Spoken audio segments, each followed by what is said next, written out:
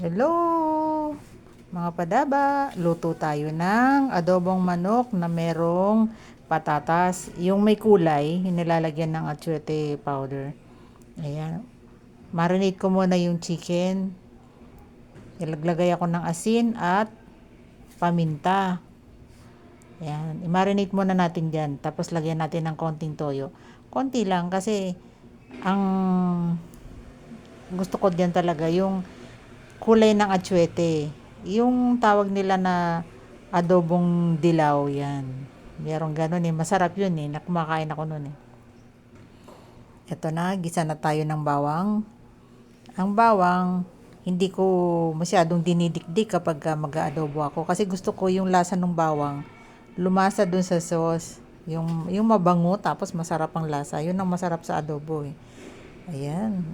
Daming sibuyas. Kasi pag chicken, masarap may sibuyas eh. Pag adobo. Lagay ko na yung chicken na aking minarinate kanina. Yan. Sangkot siya natin. Yan, lumalabas na yung tubig ng chicken.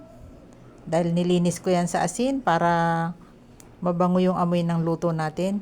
Ayan o. Lumabas na yung tubig niya. Tapos ilalagay ko na yung atay ng manok.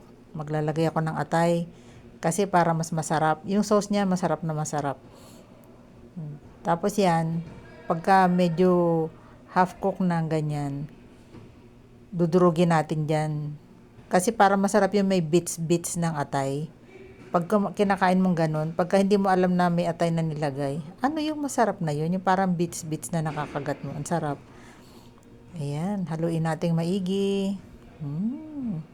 Bango. Bango-bango na.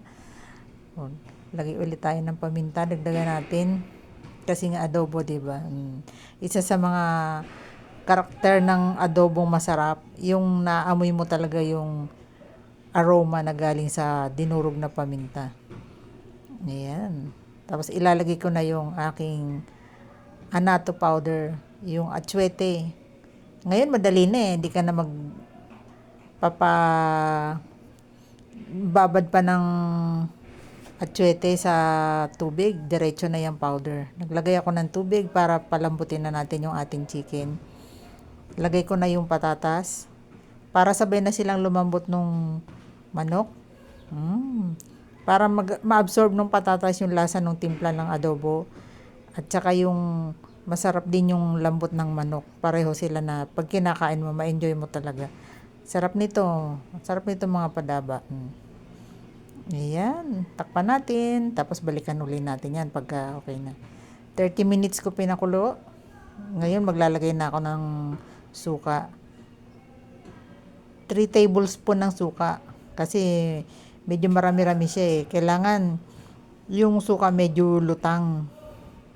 Yun ang masarap sa adobo eh. Bang nag-aagaw yung alat, nag-aagaw yung asim, tapos parang may konting tamis galing dun sa sibuyas. Oy, perfect yan. O, ayan na. Malapot na siya.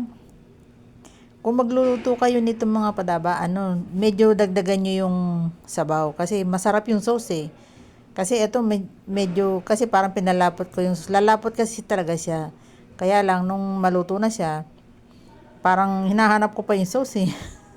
Kasi sinisip-sip nung patatas. Approve, blah blah blah, bye bye, thank you mga padaba. Eto na, ang luto na, kakain na tayo. Oh, tikman na natin yung ating niluto na adobo na may patatas. Diba yung kulay nung atsuete, yan ang kulay ng ating adobo. Yan. Tikman na natin, kain na tayo. Ito tayo. Dito tayo. Yan. Yan. Unang subo para sa inyo. Ang sarap naman. Talaga, grabe. Hindi ako mapapahiya sa inyo. Ang sarap talaga. Approve. Blah, blah, blah. Bye-bye. Thank you for watching. Salamat sa suporta.